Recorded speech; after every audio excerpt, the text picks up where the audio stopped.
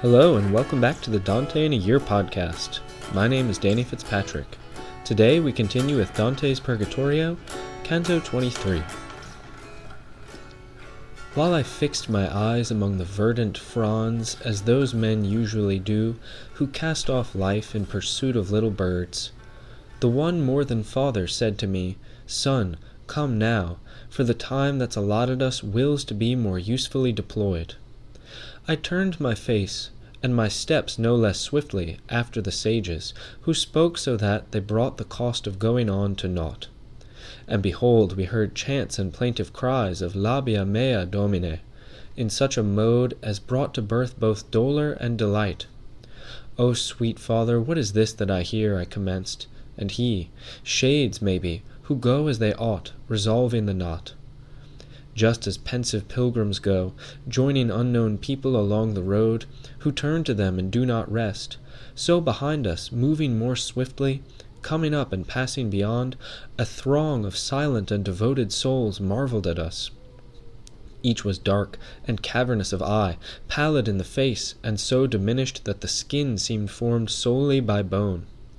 I don't believe XXIII had been so shriveled to the utmost skin for hunger when he felt the most fear of it. I said, thinking within myself, "Behold the people who lost Jerusalem when Mary dipped her beak into her son." Their eyes appeared rings without gems. He who reads "Omo" in the visages of men would there have recognized the M. Who, not knowing how, could believe that the odor of an apple and of water could so govern in engendering hunger? Now I was wondering what so famished them, for the reason of their meagreness and sad scaling was still not manifest. And behold, from the depth of the skull one shade turned his eyes to me and fixed his gaze. Then he cried hoarsely, "What is this grace to me?"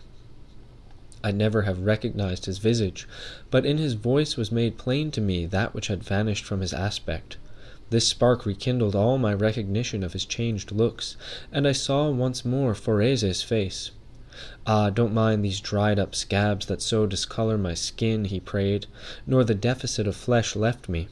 But give me word of yourself, of who these are, the two souls there who go as your escort. Don't hold back, but tell me the tale. Your face, which I once wept in death, gives me now no lesser grief to weep," I replied to him, seeing it so distorted. "Tell me, for God's sake, what so strips your leaves? Don't make me speak in the midst of my marveling, for he must speak ill whose mind is too full." And he to me, "Of the eternal counsel falls a power into the water and the plant that remains behind, by which I'm so drawn out. All this people who sing go weeping for following the belly beyond measure, and here in hunger and thirst forge holiness again. The odor that issues of the apple and the spray that spreads along its verdure inflame our care to drink and to eat. And not just once is our pain refreshed in circling this space. I say pain, and I ought to say solace, for the will that leads us to the trees is that which led the elated Christ to say Eli when he freed us with his veins." And I to him, "Forese, since that day on which you changed the world for the better life, 5 years have not rolled by till now. If the power within you to sin was finished before the hour arose of that good sorrow that marries us to God again, how is it you've still come here?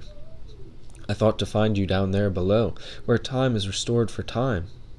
At which he to me, "My Nella's so swiftly conducted me to drink the sweet absinthe of martyrdom by her torrent of tears. With her devoted prayers and her sighs, she drew me from the expectant slope and freed me from the further gyres. So much dearer and more delightful to God is my lovely widow, whom I so loved, the more she's alone in good deeds. For the Barbagia of Sardinia has in it more women more modest than the Barbagia where I left her." "O sweet brother, what do you wish I'd say? Already now a future time appears to me, in which this hour won't long have passed, when it will be forbidden from the pulpit that the insolent Florentine women should go showing their breasts to the nipples. Whoever were the barbarous women, what Saracens, who needed any discipline, spiritual or otherwise, to make themselves seem clothed? But if these shameless ones were certain of that the heavens bear so swiftly toward them, their mouths would now be spread to howl. For if foresight here should not deceive me, they'll be made sad before the cheeks on those a moment ago consoled by lullabies are bearded. Ah, brother, now conceal yourself from me no more. You see that I am not alone, but this crowd all marvels there where you veil the sun. So that I to him, if you lead back to mind that you were with me, and that I was with you, the present remembrance would still be grave. He who goes before me turned me from that life the other day, when his sister showed herself all round, and I motioned to the sun. He has led me through the deep night of those truly dead, with this true flesh that follows him. Thence his comforts have drawn me up, ascending and circling the mountain that straightens you the world contorted. He says he'll give me his company until I'm there where Beatrice will be. There I must remain without him. This is Virgil who tells me this, and I pointed to him. And this other is that shade for whom your kingdom's every slope just shook to clear him from itself. Thanks for joining me for another episode of the Dante in a Year podcast. See you next time for Dante's Purgatorio, Canto 24.